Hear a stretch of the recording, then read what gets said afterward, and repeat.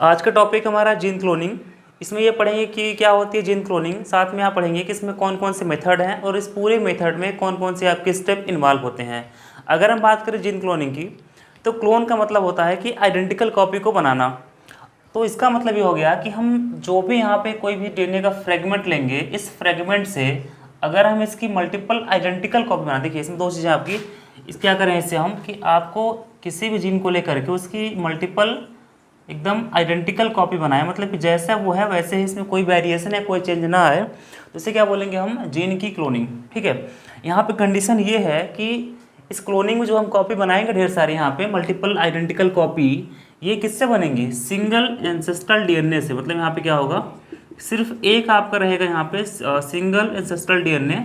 इससे अगर हम किसी भी मेथड से इसकी क्या कर रहे हैं कि मल्टीपल आइडेंटिकल कॉपी बना ले रहे हैं, तो इसे क्या बोलेंगे हम, जीन क्लोनिंग। मतलब यहाँ पे सिर्फ एक डीएनए था आपका, एक यहाँ पे जीन था, हमने किसी मेथड से इसकी ढेर सारी कॉपी बना दी, और जो क्या है कि एग्जैक्ट आपकी कैसी है कि आइडेंटिकल है अपने यहाँ पेरेंटल से, जो इसमें जिससे हमने इसको लिया है एज ए सोर्स। तो अगर ऐसा कहीं पे हो रहा है, इसे क्या बोलेंगे हम, जीन की क्लोनिंग। ठीक है, अब ये क्यों होता है और क्यों हमें यहाँ पे इसकी ज़रूरत पड़ती है। तो अगर हम ऐसे देखेंगे, मान लीजिए आपने यहाँ पे कोई भी जीन निकाला, तो अगर आपको इसमें फर्दर इस पर कोई एक्सपेरिमेंट है, इसको यहाँ पे सिक्वेंसिंग जो भी करना होगा।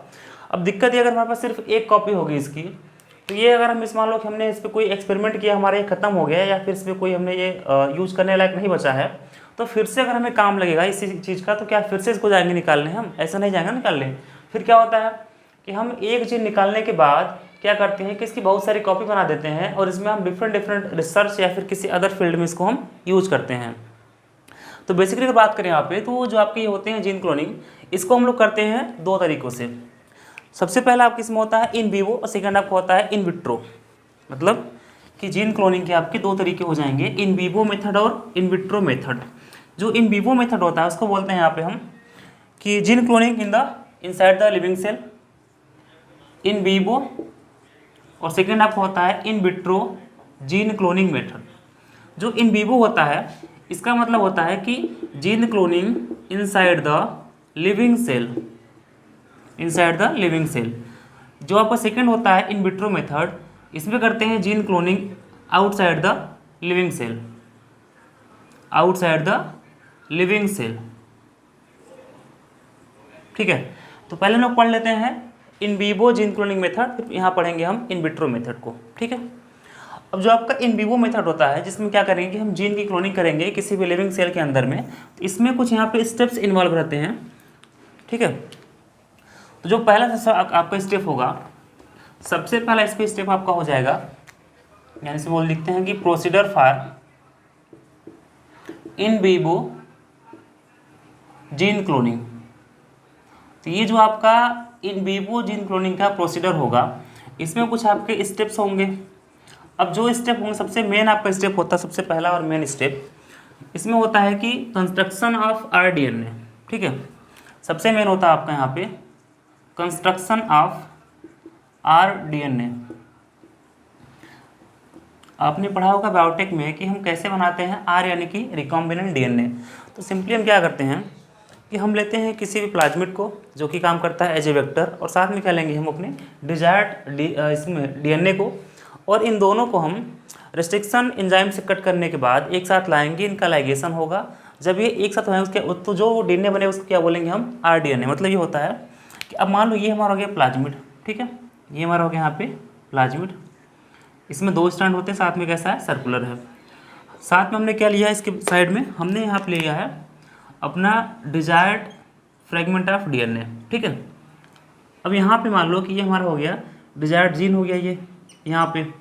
ठीक है, ये हमारा हो गया वेक्टर या फिर प्लाज्मिड, और ये हमारा हो गया यहाँ पे टारगेट डीएनए। अब क्या करेंगे, जब इन दोनों को हम सेम रेस्ट्रिक्शन एंजाइम से कट करेंगे, देखिए अब यहाँ पे नेक्स्ट आपका हो जाएगा cut with same restriction enzyme. Restriction enzyme ऐसे होते हैं इंडोन्यूक्लिएज, अगर वो सेम है तो उनकी रिकॉग्निशन साइट प्लस कटिंग की साइड सेम होनी चाहिए या सेम होगी।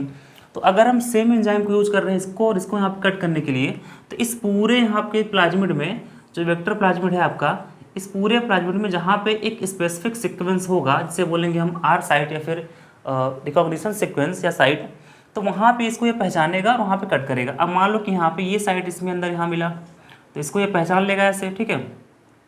पहचानने के बाद इसको यहाँ से कट करेगा, एक एंड यहाँ एक एंड यहाँ, मतलब यहाँ पे क्या हुआ कि यहाँ से कट गया। सेम इस तरह अगर यहाँ पे ये साइट है इसकी, तो ये भी कट जाएगा। अब क्या हुआ, इसमें ये फ्रेगमेंट और ये फ्रेगमेंट जो होंगे, तो ये जो यहाँ पे निकालता है कट करने के बाद, तो यहाँ बनते हैं आपके स्टिकी एंड, मतलब जो ये एंड कटे हुए हैं इसमें अगर ऐसे देखें हम, तो यहाँ वाला जो है ये आपको ऐसे मिलेगा स्टिकी एंड किसका, वेक्टर का। साथ में आपको यहाँ पे मिलेगा टारगेट का भी इस तरह से स्टिकी एंड, ठीक है। ये मिल गया हमें इसका स्टिकी एंड। अब ये दोनों क्या है कि आपस में कंप्लीमेंट्री हैं और एक साथ अगर आएंगे तो यहाँ पे जुड़ जाएंगे, मतलब जब ये वाला फ्रेगमेंट आएगा तो यहाँ आगे हट जाएगा, ये वाला आएगा तो यहाँ ऐड हो जाएगा। तो क्या होता है कि जब हमने आप सेम एंजाइम से कट किया तो यहाँ क्या निकला, स्टिकी एंड, जो कि आपस में अगर जुड़ जाएगा। तो जब इसको पास लाएंगे तो इसमें होता है यहाँ पे पेयरिंग होती है, यानी कि कंप्लीमेंट्री पेयरिंग हो जाएगा आपका नेक्स्ट स्टेप, कंप्लीमेंट्री पेयरिंग।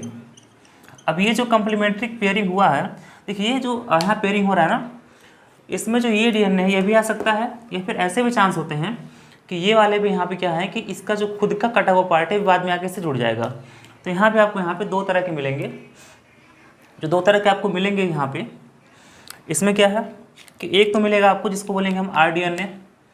उसमें क्या होगा कि ये प्लाज्मिड था हमारा, प्लाज्मिड के साथ साथ में इसके अंदर कौन सा हुआ, ट्रांसफॉर्मेशन से कौन आ गया, जो हमारा टारगेट डीएनए था, ठीक है, ये आ गया। दूसरा जो आपका बनने की यहाँ पॉसिबिलिटी है, वो प्लाज्मिड था, हमने कट किया, बाद में अपने आप से फिर से यहाँ क्या हो गया, जिसमें आके लिगेज यानी कि इसमें जुड़ गया। तो ये आपको मिलेंगे यहाँ पे दो तरह से, ठीक है। तो ये जो आपको ये डीएनए बनेगा आपको, इसको बोलेंगे हम आरडीएनए। और ये हमारा क्या होता है, सबसे पहला स्टेप जीन क्लोनिंग का, मतलब कंस्ट्रक्शन ऑफ रिकॉम्बिनेंट डीएनए, जो कि हमारा ये बन गया हमारा रिकॉम्बिनेंट डीएनए, ये बन गया हमारा। अब क्या करेंगे कि रिकॉम्बिनेंट डीएनए जब बन गया है तो फिर हम इसका ट्रांसफॉर्मेशन करेंगे, मतलब इसको हम लेके जाएंगे किसी भी बैक्टीरिया फिर ईस्ट के सेल में। ये हमारा हो गया पहला स्टेप, कंस्ट्रक्शन ऑफ आरडीएनए। जब ये बन जाएगा तो क्या करेंगे, इसको हम लेके जाएंगे यहाँ पे बैक्टीरिया फिर ईस्ट सेल के अंदर। तो सेकेंड आपका स्टेप हो जाएगा transformation of rDNA in bacteria और ईस्ट सेल, ठीक है। बैक्टीरिया या फिर आपका ईस्ट सेल में क्या होगा, ये चला जाएगा। देखिए बैक्टीरिया में क्या होता है कि अगर इसको हम देखें इसकी बॉडी को, तो इसमें दो तरह के मिलते हैं डीएनए। एक जो होता है इसको बोलते हैं बैक्टीरियल क्रोमोसोम या फिर बैक्टीरियल जीनोम बोलते हैं, ऐसे होता है। दूसरा साइड में यहाँ पे होता है मान लो ये प्लाज्मिड, ठीक है। अब प्लाज्मिड का नेचर क्या होता है कि प्लाज्मिड के पास दो तीन प्रॉपर्टी होती हैं। जैसे एक प्रॉपर्टी इसकी ये होती है प्लाज्मिड की कि प्लाज्मिड यहाँ पे ट्रांसफरेबल होता है, मतलब अगर किसी के पास नहीं है तो क्या होगा, इसको ये बाहर से ट्रांसफ़र करके अपने बॉडी में ले लेगा, फिर है तो किसी को दे भी सकता है। सेकेंड इसमें होता है कि ये सेल्फ रेप्लिकेटिंग होता है, सेल्फ रेप्लिकेटिंग यूनिट। तीसरा होता है कि ये होता है डबल स्टैंडर्ड सर्कुलर। तो ये प्रॉपर्टी होती है किसकी, वेक्टर, इसमें आप प्लाज्मिड की, और यही हो जाता है वेक्टर। तो अब मान लीजिए कि इस वाले जहाँ हमने जिसको यहाँ पे ट्रांसफॉर्मेशन करना है, इसके अंदर हमारे क्या था कि इसके अंदर प्लाज्मिड नहीं था। अभी क्या हुआ, जो हमारा आरडीएनए बना हुआ है, तो उसको अगर हम इसके पास लाएंगे, ये हमारा आरडीएनए बना हुआ है, फिर क्या होगा, ये चलाएगा इसके अंदर में, इसी को क्या बोलते हैं हम, ट्रांसफॉर्मेशन। मतलब कि ये जो आपका बैक्टीरिया की ये है, ये इसको यहाँ पे अपटेक कर लेगा, यानी कि ले लेगा अपने अंदर में, इसे क्या बोलेंगे हम, ट्रांसफॉर्मेशन। अब ये हमारा हो गया यहाँ पे सेकेंड। तो इसमें क्या है कि अब मान लीजिए जब इसको हमने इसको रख दिया कि हाँ ये हमारा बैक्टीरिया कॉलोनी हो गया फिर इस तरह से, अब इसमें हमने इसको रख दिया कि आरडीएनए है, तो इसमें दो तरह के बनेंगे बैक्टीरिया आपके। एक तो वो होंगे जिनके अंदर ट्रांसफॉर्मेशन हुआ है, एक तो वो जिनके अंदर ट्रांसफॉर्मेशन नहीं हुआ है। मतलब यहाँ पे हो जाएगा कि जब हमने यहाँ पे ट्रांसफॉर्मेशन स्टेप फॉलो किया, तो इसमें आपके दो तरह से आपको मिलेंगे बैक्टीरिया, एक में जिनमें ट्रांसफॉर्मेशन हो चुका है, एक जिनमें ट्रांसफॉर्मेशन नहीं हुआ है, ठीक है। तो इसको बोलेंगे हम ट्रांसफॉर्म सेल और इसको बोलेंगे हम नॉट ट्रांसफॉर्म सेल, ठीक है। अब क्या करेंगे हम कि इन दोनों में से इसको हम फर्दर सिलेक्टिव प्रोपेगेशन करेंगे कि हमें इसमें से जो भी सिलेक्ट हुआ है उसको हम आगे लेके जाएंगे, जो नहीं हुआ उसको यहाँ पे एलिमिनेट कर देंगे। तो नेक्स्ट हमारा स्टेप हो जाएगा इसमें, ट्रांसफॉर्मेशन होने के बाद जो आपके दो तरह से बने हैं, ट्रांसफॉर्म और नॉन ट्रांसफॉर्म सेल, ट्रांसफॉर्म और नॉन ट्रांसफॉर्म सेल या फिर बैक्टीरिया कॉलोनी। तो इनमें हम किसको आगे लेके जाएंगे, जिनमें ट्रांसफॉर्मेशन हुआ है या फिर जो ट्रांसफॉर्म नेचर का है। जिसमें नहीं हुआ उसको क्या करेंगे, उसको उसी मीडिया में से या फिर उसी कल्चर मीडिया में से उसको हम एलिमिनेट करके बाहर निकाल देंगे। ये हमारा हो गया यहाँ पे सेकेंड स्टेप ट्रांसफॉर्मेशन का। अब जो ट्रांसफॉर्मेशन हुआ है यहाँ पे, इनमें क्या करना है हमको तीसरे वाले स्टेप में कि हम इसकी सिलेक्टिव प्रोपेगेशन स्टेप अपनाएंगे। सिलेक्टिव प्रोपेगेशन स्टेप, ठीक है। अब ये स्टेप क्या होता है कि जिनका सिलेक्शन हुआ, यानी जो यहाँ पे ट्रांसफॉर्म सेल हैं जिनमें कि आरडीएनए उसके बॉडी में चला गया है, हम सिर्फ उसी बैक्टीरिया क्या करेंगे, कल्चर मीडिया में ग्रो कराएंगे, बाकी सब क्या होगा, खत्म हो जाएंगे। अब जब यहाँ पे इसको बोलते हैं हम सिलेक्टिव प्रोपेगेशन स्टेप, ठीक है। तो इसमें क्या है कि सिर्फ वही कॉलोनी आगे बढ़ के जाएंगी, उनके नंबर बढ़ेंगे जिनमें क्या है कि ट्रांसफॉर्मेशन हो चुका है और उनमें आरडीएनए है, ठीक है। जब इनको यहाँ करेंगे, इसको हम ले लेंगे, प्रोपेगेशन हो रहा है इसका, तो चौथा स्टेप आपका हो जाएगा यहाँ पे कल्चर का, कल्चर ऑफ बैक्टीरियल सेल। अगर ये सिलेक्ट हो गया कि हाँ इनमें सिलेक्शन, इनमें हुआ ट्रांसफॉर्मेशन, नहीं हुआ है, तो जिनमें हुआ है सिर्फ उसी को लेके क्या करेंगे, हम कल्चर कर देंगे, culture of bacterial cell which are transform, ठीक है। जब कल्चर करके क्या होगा, इनका नंबर बढ़ेगा, मतलब ये एक सेल था, इसकी पूरी कॉलोनी बन जाएगी। मतलब कि जितने आपके यहाँ बनेंगे डीएनए,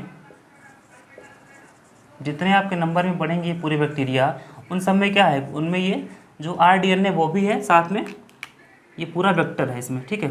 मतलब ये जो आपका बनेगा इधर से ऐसे बन जाएगा पूरा। अब देखो, अब इनमें क्या है कि आरडीएनए सबके अंदर है, सबके अंदर आरडीएनए है। तो अगर हम इसको देखें, जो हमारा लास्ट में बना हुआ है, जो कि इसको हमने कल्चर किया हुआ है, तो जो हमने स्टार्टिंग में यहाँ पे लिया था आरडीएनए बना करके, ये हमारा आरडीएनए जो बना था स्टार्टिंग में, जिसको हमने ट्रांसफॉर्म कराया था, तो ये वाला जो है क्या, जो यहाँ पे अलग अलग बैक्टीरियल में जो इसकी कॉलोनी पूरे बने हुए हैं, ये इसकी तरह है कि अलग है, ये है इसी तरह ना। मतलब क्या हुआ कि हमने एक लिया एंसेस्ट्रल डीएनए और इससे क्या किया कि बैक्टीरिया के बॉडी में इंसर्ट कराने के बाद हमने इसकी ढेर सारी कॉपी बना दी। तो ये हमारा होता है क्या, इन विवो जीन क्लोनिंग मेथड। मतलब कि किसी भी लिविंग सेल के अंदर, यानी कि बैक्टीरिया के अंदर, जीन की मल्टीपल कॉपी को बनाना, वो भी किससे, सिंगल एंसेस्ट्रल डीएनए से या फिर सिंगल एंसेस्ट्रल जीन से, ठीक है। अब जब ये बन जाएगा तो क्या करेंगे, इसको हम यहाँ पे एक्सट्रैक्ट करके डिजायर्ड जीन को निकाल लेंगे, एक्सट्रैक्शन ऑफ डिजायर्ड जीन, ठीक है। ये हमारा हो जाएगा पूरा इन विवो जीन क्लोनिंग मेथड, ठीक है। अब पढ़ लेते हैं यहाँ पे इन विट्रो क्या होता है। तो इन विट्रो और इन विवो में, इसमें मेन डिफरेंस क्या होता है कि एक हो रहा है लिविंग सेल में, दूसरा कहाँ होगा आपका, लिविंग सेल में ना हो करके आउटसाइड द लिविंग सेल होगा, यानी लिविंग सेल के बाहर होगा। अगर लिविंग सेल के बाहर हो रहा है तो उसमें इस तरह से ऐसा कुछ होगा नहीं कि ट्रांसफॉर्मेशन हो रहा है, उसको कल्चर कराएंगे, ग्रो कराएंगे। तो सिंपली क्या होता है कि इसमें हम यहाँ पे एक आपकी टेक्निक होती है पीसीआर, तो हम पीसीआर का यूज करते हैं जीन क्लोनिंग के लिए। अब पीसीआर क्या है कि पीसीआर आपका बेस्ड होता है रेप्लिकेशन पे। मतलब जब पढ़ते हैं यहाँ पे हम gene cloning by in vitro method, तो इन विट्रो में क्या होता है कि हम यहाँ पे अपनाते हैं पीसीआर, इन विट्रो जीन क्लोनिंग मेथड। अब इसका मतलब क्या होता है, आउटसाइड द लिविंग सेल। अच्छा, जो कॉलोनी बनी थी यहाँ पे इसके पहले इन विवो वाले में, उनमें जो यहाँ पे इसका नंबर यहाँ बढ़ा हुआ था, यानी कि सब में एक। तो जब एक यहाँ पे था बैक्टीरिया सेल, डिवाइड किया, दो में चेंज हुआ। जब ये डिवाइड कर रहा होता है तो जो इसका यहाँ पे डीएनए होता है, ये भी यहाँ पे क्या करेगा, रेप्लिकेट करेगा, फिर यहाँ पे डिवाइड होगा। मतलब यहाँ पे सिंपली अगर देखें तो इसके अंदर भी क्या हुआ कि जब ये डिवाइड करने को हुआ यहाँ पे बैक्टीरिया 1 से 2 में, तो इसमें भी डीएनए का रेप्लिकेशन हुआ और ये यहाँ पे ट्रांसफर करके किसी दूसरे में पहुँचा दिया। तो ये तो हुआ लिविंग सेल में, बट ये लिविंग सेल के बाहर तो पॉसिबल नहीं है ना सीधे कैसे हो जाए। तो इसके लिए क्या होता है कि यहाँ पे हम यूज़ करते हैं पीसीआर एक मशीन होती है, एक डिवाइस होती है। क्या करते हैं इसमें हम कि ये बेस्ड होती है, इसका पूरा नाम होता है पॉलीमरेज चेन रिएक्शन, ठीक है। अब ये बेस्ड है किस पे, बेस्ड ऑन रेप्लिकेशन।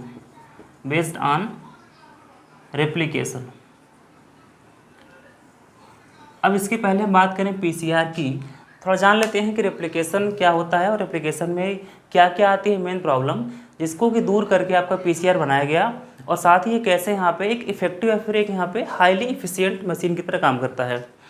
देखिए, अगर मान लीजिए आपके पास यहाँ पे कोई डीएनए है, अब ये सर्कुलर है, ठीक है। अब रेप्लिकेशन का मतलब ये होता है कि इसी के जैसा यहाँ पे एक आइडेंटिकल कॉपी बनाना, इसको बोलते हैं यहाँ पे हम रेप्लिकेशन। एक था, एक से दो बना। तो जो रेप्लिकेशन होता है, तो रेप्लिकेशन अगर लिविंग सेल में हो रहा है तो इसके यहाँ पे 3 प्रॉपर्टी होती हैं। सबसे पहला होता है कि रेप्लिकेशन होता है सेमी कंजर्वेटिव, सेमी कंजर्वेटिव, ठीक है। दूसरा होता है इसका यहाँ पे सेमी डिसकंटिन्यूअस, और तीसरा आपको होता है बाई डायरेक्शनल। ये 3 प्रॉपर्टी किसकी होती हैं? ये 3 होती हैं रेप्लिकेशन की। अब तीनों को समझते हैं कि तीनों क्यों होती हैं। देखिए, जो सबसे पहला आपका यहाँ पे है सेमी कंजर्वेटिव, इसका मतलब ये है कि मान लीजिए आपके पास यहाँ पे डीएनए था, इसमें 2 स्ट्रैंड है। तो जब ये यहाँ पे क्या है कि ये डबल स्ट्रैंड है ना, तो जब 1 से 2 यहाँ पे बनेगा, तो इसमें जब बनेगा तो इसमें अगर स्टार्टिंग में 2 स्ट्रैंड हैं, तो जो नए वाले बनेंगे इनमें, इन दोनों में देखिए ये भी क्या है डबल स्ट्रैंड, यहाँ पे क्या है ये भी 2 स्ट्रैंड का है। बट इनमें डिफरेंस क्या है कि जो पैरेंटल के 2 स्ट्रैंड थे वो एक एक यहाँ पे नए वाले में है और एक नया बना हुआ है। तो इसको बोलते हैं सेमी कंजर्वेटिव, मतलब कि आधा ये हाफ कंजर्व हो गया, हाफ कंजर्व यहाँ ना होकर के नया बना हुआ है। तो ये इसको बोलते हैं यहाँ पे हम semi conservative model of DNA replication. Second है आपका, मान लीजिए अगर इसको माने हम बाई डायरेक्शनल। अब देखिए सिंपली अगर ये है कि अगर ये आपका यहाँ पर डीएनए है 1 से 2 बना हुआ है, तो कहीं ना कहीं से इसकी शुरुआत हुई होगी, क्योंकि यहाँ पे क्या है कि एक एंजाइमेटिक एक्टिविटी होती है ये। तो इसके होने के लिए मान लीजिए कि कहीं से यहाँ पे ये जो इसमें 2 तरह से बॉन्ड लगे होते हैं यहाँ पे एच बॉन्ड, इसको ब्रेक करना पड़ा, क्योंकि यहाँ पे क्या है एक ओपनिंग चाहिए ना। तो जहाँ से ये ओपनिंग होती है उसको हम बोलते हैं ओरिसी। जब ओरिसी बन जाएगा कि हाँ यहाँ पे पहचान लिया कि ओरिसी साइट है, इसे इसको मेल्ट कराना है, तो फिर आगे आपका आता है यहाँ पे इसको ब्रेक कराने के लिए जो एच बॉन्ड है हेलिकेज एंजाइम, ठीक है। यहाँ पे कौन सा आएगा हमारा हेलिकेज एंजाइम आएगा, उसको यहाँ पे ब्रेक कर देगा। जब ब्रेक करेगा तो फिर क्या होगा, जैसे ही ब्रेक करेगा, ये मान लीजिए आपका यहाँ पे स्टैंड था, ये ओरिसी ब्रेक करिएगा तो यहाँ पे क्या बन जाएगा आपका रेप्लिकेशन बबल, ठीक है। ये हमारा क्या बन गया रेप्लिकेशन बबल। जब और इसको मेल्ट करता हुआ हेलिकेज यहाँ और यहाँ आगे बढ़ेगा इसको साइड साइड से, फिर क्या होगा इसको और ओपन करता चला जाएगा। तो जब इस तरह से कुछ आपका यहाँ पे चलेगा पूरा, तो स्टैंड जो होगा वो ओपन हो जाएगा, और 2 स्टैंड से लेकर जब पहले था तो अब ये सिंगल में थोड़ा थोड़ा चेंज होना शुरू हो जाएगा, और बीच के सब यहाँ पे जो एच बॉन्ड है वो टूट जाएंगे, ठीक है। मतलब ये है कि देखिए पहले आपको जो यहाँ पर डीएनए था वो ऐसे था, इसमें बीच बीच में क्या थे ये एच बॉन्ड ऐसे लगे हुए थे, ये लगे थे एच बॉन्ड आपके। अब मान लो ये अब क्या हो गया कि आपकी हो गई यहाँ पे ओरिसी, ये क्या हो गया आपका ओरिसी हो गया, ठीक है। अब जब ये ओरिसी पहचानेगा तो फिर यहाँ पे आया कौन हेलिकेज। अब हेलिकेज क्या करता है कि ये एटीपेज एक्टिविटी शो करता है और साथ में एच बॉन्ड को ब्रेक कर देगा। जब एच बॉन्ड ब्रेक किया, ठीक है, तो क्या हुआ स्टैंड आपके जहाँ से ब्रेक होगा ऐसे सेपरेट हो जाएंगे, ऐसे ये मेल्ट करके यहाँ पे सेपरेट हो गया। अब हेलिकेज जो आया हुआ है तो एक इधर बाइंड करके यहाँ जाएगा, एक बाइंड करके इधर जाएगा। जब जाएगा तो क्या होगा जो आपके यहाँ पे होंगे स्टैंड ये और ऐसे हो जाएंगे सेपरेट, और साथ में क्या होगा कि यहाँ पे क्या बनेगा आपका, इसको देखिए ये जो बना हुआ है हमारा फर्स्ट वाला, इसको बोलेंगे हम रेप्लिकेटिंग या रेप्लिकेशन बबल। जो और ज़्यादा बना हुआ इसको बोलेंगे हम फॉर्क, यानी ये हमारा हो जाएगा रेप्लिकेशन फॉर्क, ठीक है। तो अगर ये ऐसे ही रहा तो फिर से एच बॉन्ड बन के यहाँ पे जुड़ जाएगा। ये न जुड़े इसके लिए यहाँ पे आपका एक प्रोटीन होती है SSB, इसको बोलते हैं सिंगल स्टैंड बाइंडिंग प्रोटीन। ये आ करके इसको रोकता है कि स्टैंड आपस में जुड़ ना पाए, इसको बोलेंगे हम SSB, ठीक है, सिंगल स्टैंड बाइंडिंग प्रोटीन। जब ये जुड़ जाएगा तो यहाँ पे कौन काम कर रहा है हेलिकेज, इधर भी और इधर भी। तो हेलिकेज के बाद आपका आता है आप प्राइमर। अब देखिए डीएनए होते हैं 2 स्टैंड 5 to 3 3 to 5, ये होते हैं कम्प्लीमेंट्री आपस में। तो कहीं से भी देखिए इसमें एंजाइम कौन सा होता है आपका, मेन एंजाइम होता है पॉलीमरेज एंजाइम। तो पॉलीमरेज एंजाइम की एक्टिविटी के लिए इस आपको चाहिए होता है प्राइमर, मतलब कि इसके 3 एंड पे मान लो यहाँ लग गया प्राइमर ना, जब प्राइमर लगता है यहाँ पे, तो ये प्राइमर आपका होता है आरएनए का, मतलब जो आपका रेप्लिकेशन होता है नेचुरली उसमें लगता है आरएनए प्राइमर। जब आरएनए प्राइमर लग गया तो यहाँ मान लो लग गया आरएनए प्राइमर इधर से, तो अब ये जो पॉलीमरेज होगा यहाँ लग गया प्राइमर। अब मान लो ये पॉलीमरेज हो इधर से, तो एक यहाँ लगा हुआ है, ठीक है, और एक मान लो कि यहाँ पे इधर लगा हुआ है, इधर ये जा रहा है और इधर वाला इधर जा रहा है। तो अब दिक्कत क्या होगा, इसमें जो 3 वाला स्टैंड है इसका यहाँ पे जो कम्प्लीमेंट्री होगा ये बना देगा 5, ये तो कंटिन्यू बनेगा। बट जो ये वाला है ये आपका क्या है, ये 5 है और यहाँ पे 3 है। तो अगर यहाँ लगा दिया प्राइमर तो यहाँ पे कौन बनेगा, 3 to 5, जो कि यहाँ पे पॉसिबल नहीं है। तो इसके लिए क्या होता है कि जो आपकी एक स्टैंड होती है इसमें आपकी थोड़ी सी ये जो होता है एक स्टैंड, ये ऐसे यहाँ ट्विस्ट कर जाता है, घूम गई ऐसे, मतलब ये स्टैंड ऐसे बना लेता है। और यहाँ जब कॉइल्ड होगा तो ये 5, ये हो जाएगा 3। तो 3 से यहाँ मतलब ये होता है कि डीएनए में जो एक आपका स्टैंड है इसमें चाहिए एक प्राइमर और एक कंटिन्यू चलेगा। सेकेंड वाले में क्या होगा कि आपको डिफरेंट चाहिए प्राइमर ढेर सारे, और इसमें रुक के होता है डीएनए की सिंथेसिस, इतना होगा फिर रुक जाएगा, फिर होके फिर रुक जाएगा, फिर होके रुक जाएगा। और लास्ट में जब क्या होगा, जब यहाँ पे ये जो प्राइमर लगे हैं आरएनए के, अगर ये हटेंगे किसके, यहाँ पे हटते हैं आरएनएज एंजाइम की एक्टिविटी से, तो यहाँ पे गैप हो जाता है, इसको फिल करता है पॉलीमरेज फर्स्ट। तो ये जो गैप होगा इसको बोलेंगे हम ओकाजाकी फ्रेगमेंट। मतलब ये है कि सिंपली डीएनए के जो 2 स्टैंड होते हैं उसमें एक स्टैंड तो होता है कंटिन्यू बनता है उसका, इसको बोलते हैं लीडिंग स्टैंड।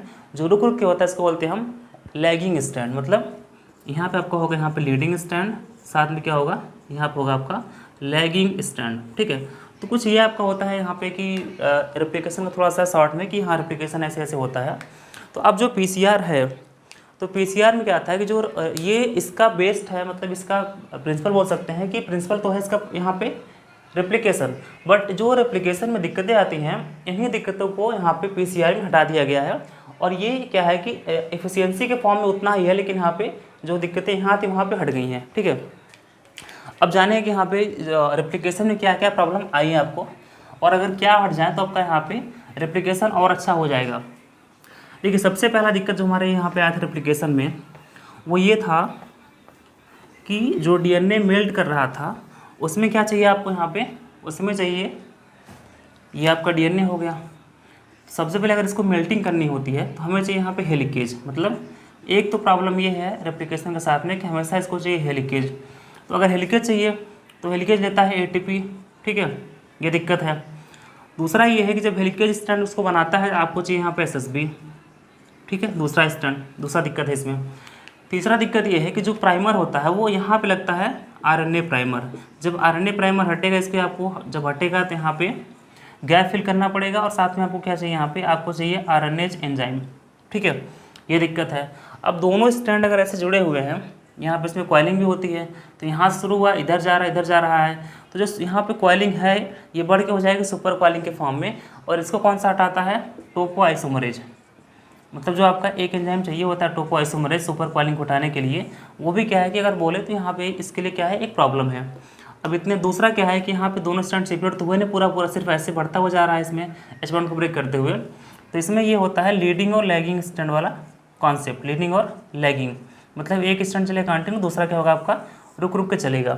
तो ये कुछ आपकी इसमें होती है प्रॉब्लम। तीसरा क्या है, जो पॉलीमरेज है ना, ये जो पॉलीमरेज है आपका नेचुरली, तो इनमें क्या होता है कि थोड़ा टेम्परेचर को सेंसिटिव होता है। मतलब यहाँ पे अगर टेम्परेचर हम 30 से 40 रख रहे हैं तब तो आपका रेप्लिकेशन होगा, और ज़्यादा कर देंगे क्या होगा, आपका नहीं हो पाएगा। तो ये कुछ थे प्रॉब्लम।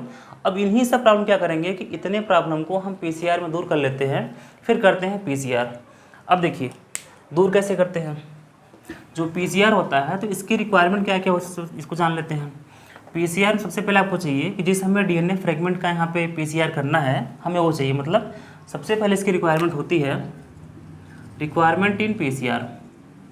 देखिए पहला आपको चाहिए यहाँ पे क्या, डिजायर्ड डीएनए, सबसे पहला चाहिए डिजायर्ड डीएनए, पहली चीज़। दूसरा आपको चाहिए यहाँ पे डीएनए प्राइमर, ठीक है। और तीसरा आपको चाहिए यहाँ पे पॉलीमरेज। तीसरा क्या चाहिए, पॉलीमरेज। बट आपकी रिक्वायरमेंट 3 होगी, लेकिन साथ में कुछ आपको यहाँ पे अलग से होता है, इसको बोलते हैं हम थर्मल साइक्लर। मतलब इसमें ये है कि हम टेम्परेचर को अल्टरनेट कभी घटाएंगे कभी बढ़ाएंगे, तो इस तरह से काम करता है। अब जो डीएनए प्राइमर होता है, देखिए रेप्लिकेशन में क्या था हमारा, वहाँ था आरएनए प्राइमर, यहाँ कौन सा है, डीएनए प्राइमर। जो पॉलीमरेज हम यहाँ यूज करेंगे तो बेसिकली इसको जो यूज करते हैं इसको बोलते हैं यहाँ पे हम टैग पॉलीमरेज, टैग पॉलीमरेज। अब ये इसलिए होता है टैग पॉलीमरेज क्योंकि ये इसका सोर्स क्या था, इसको हमने यहाँ पे इसको निकाला है थर्मस एक्वेटिकस बैक्टीरिया से, मतलब ऐसा बैक्टीरिया जो कहाँ रहता है, थर्मोफाइल बैक्टीरिया है, तो ये रहेगा हाई टेम्परेचर पे। ये जो पॉलीमरेज है ये उस बैक्टीरिया से निकाला गया है जो कि एक हाई टेम्परेचर पे रहता है। तो अगर वो हाई टेम्परेचर पे रहता है मतलब वहाँ पे डैमेज नहीं होता है, वो नहीं मरता है, तो उसकी बॉडी की सारी रिएक्शन वहाँ पे होंगे, सारे होंगे प्रोसेस। तो अगर ये वहाँ पे सर्वाइव कर लेता है हाई टेम्परेचर पे, तो इसका मतलब उसकी यहाँ पे मतलब कॉलोनी आगे बढ़ेगी और वो रेप्लिकेशन हो रहा है। तो हम क्या करेंगे कि उसी बैक्टीरिया में से क्या निकालेंगे, उसका पॉलीमरेज, उसको क्या नाम देंगे हम, टैग पॉलीमरेज। मतलब ये है, ये एक ऐसा पॉलीमरेज है जो कि लगभग 90 डिग्री सेंटीग्रेड तक क्या होगा, मतलब 72 से 90 तक क्या होगा, ये सर्वाइव कर लेता है और यहाँ पे डैमेज नहीं होगा, इसकी एक्टिविटी यहाँ पे डैमेज नहीं होगी। अब देखिए हमारा हो गया यहाँ पर रिक्वायरमेंट। अब बात कर लेते हैं इसमें स्टेप्स की। तो सबसे पहला आपको जो स्टेप होगा पीसीआर में, सबसे पहला हो जाएगा यहाँ पे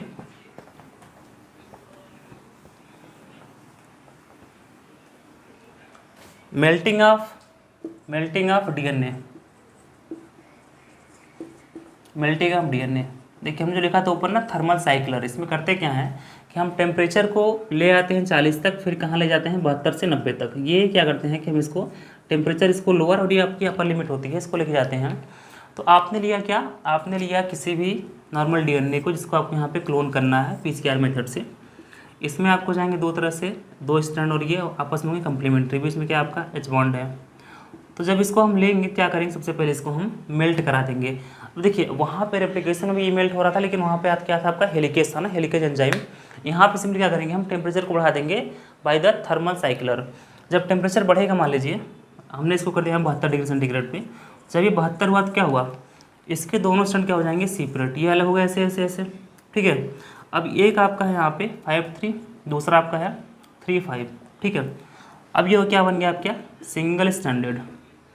तो अब इसमें हमने यहाँ पे क्या लिया था सेकंड में, प्राइमर, डीएनए प्राइमर। तो अब जो डीएनए प्राइमर होता है ये 3 एंड पे आके लग जाएगा आपका डीएनए प्राइमर, यहाँ और यहाँ, ठीक है। जब ये लगेगा तो यहाँ पे क्या है कि देखिए हम बताएं ना कि मान लो अगर आप यहाँ आपका ये सब बेस ऐसे इस तरह से लगे हुए हैं, जो भी इस तरह से होगा पूरा कम्प्लीमेंट्री, तो इस पीसीआर में यहाँ पे हम एक चीज़ लेते हैं, इसको बोलते हैं डीएनटी, सिंपली इसको बोलते हैं डीऑक्सी न्यूक्लियोटाइड ट्राइफॉस्फेट। अब यही क्या होता है कि शॉर्टकट में से बोलते हैं नाइट्रोजन बेस, यानी कि AgTO3 जो होता है वो एक्चुअल में क्या होता है, डीएनटीपी होता है। अब डीएनटीपी आपके कल्चर मीडिया में होता है, वहाँ पे उस मशीन में होता है।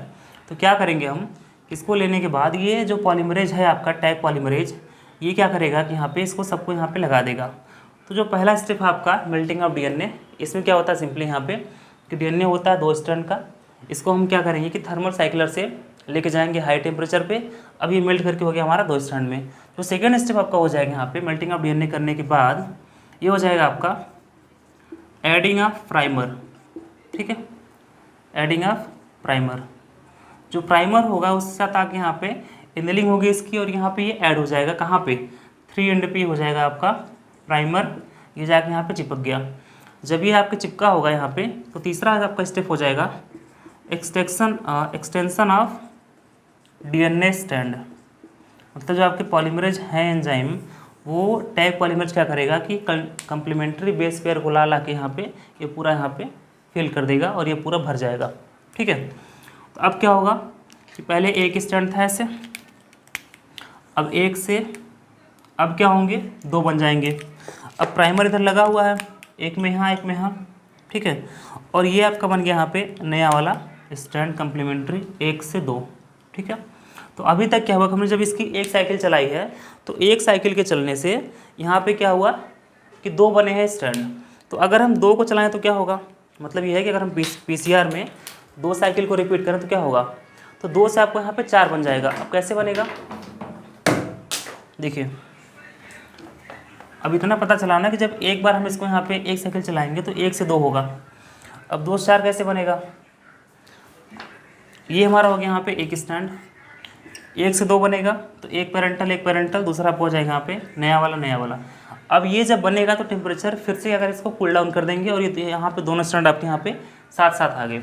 फिर क्या होगा, जब वापस से टेम्परेचर को बढ़ाएंगे तो ये फिर से आपका अलग होगा यहाँ पे, मतलब जो ये स्टैंड है दोनों ये क्या होंगे, ये फिर से ऐसे अलग हो जाएंगे, एक इधर एक इधर एक इधर एक इधर। अब यहाँ पे क्या है कि टाइप पॉलीमरेज है, प्राइमर है, तो फिर से ये हो जाएगा डबल स्टैंड। मतलब यहाँ पे ये है कि अगर हम यहाँ चला हमने 1 साइकिल, यहाँ चला हमने 2 साइकिल ना, 2 बार इसको यहाँ पे रिपीट किया तो 1 से 2 बना, 2 से 4 बना। अब 3 से कितने बनेंगे, देखो 1 2 3 4, 4 पेयर है, स्टैंड कितने हैं 8। तो इस बार क्या होगा, जब इसको फिर से मेल्ट कराएंगे तो आपके 8 बन जाएंगे, स्टैंड 8 बन जाएंगे और 8 फिर से क्या हो गया, ये चेंज आपका हो जाएगा कम्प्लीमेंट्री बनने के बाद डबल स्टैंड डीएनए में। ठीक है, तो 1 से 2 बन रहा है, 2 से 4 और 3 से 8। तो सिंपली आपका ये रूल फॉलो करता है 2 पावर n का, मतलब हम जितनी साइकिल इसकी रिपीट करेंगे आपके उतने नंबर ऑफ कॉपी बनेंगे, वो किसके इक्वल होंगे, 2 पावर n के। मतलब अगर हम एक बार करेंगे तो 2 पावर 1 2, 2 करेंगे तो 4, 3 करेंगे तो 8, मतलब 2 पावर 3 हो जाएगा 8, 4 करेंगे तो 16। मतलब इस तरह से जितनी उसकी हमें यहाँ पे कॉपी चाहिए हम उतनी बार साइकिल को रिपीट करेंगे उसी में, और ये आपको उतना नंबर ऑफ कॉपी ये बनाता चला जाएगा। तो ये हमारा हो गया यहाँ पे कि जीन क्लोनिंग का इन विट्रो मेथड, नहीं ये आपका हो जाएगा, हाँ ये हो जाएगा आपका इन विट्रो मेथड। ठीक है, जीन क्लोनिंग का। इसके पहले क्या पढ़ा था आपने, इन विवो मेथड। मतलब अगर पीसीआर करेंगे तो क्या होगा, ये आउटसाइड द लिविंग सेल है तो इसको क्या यहाँ बोलेंगे हम इन विट्रो, और अगर किसी के अंदर क्या होगा इसको बोलेंगे हम इन विवो मेथड। ठीक है, अब साथ में यहाँ पे अगर आपको लिखना होगा तो थोड़ा लिख लीजिएगा कि पीसीआर और नॉर्मल रेप्लिकेशन में क्या डिफरेंस है, क्योंकि आपने यहाँ समझा भी कि सिंपली यहाँ पे पॉलीमरेज का डिफरेंस है, स्टैंड का डिफरेंस है, हेलिकेज का, एंजाइम का, इन सब का यहाँ पे डिफरेंस है। तो ये था पूरा हमारा यहाँ पे जीन क्लोनिंग का पूरा method by in vivo and in vitro.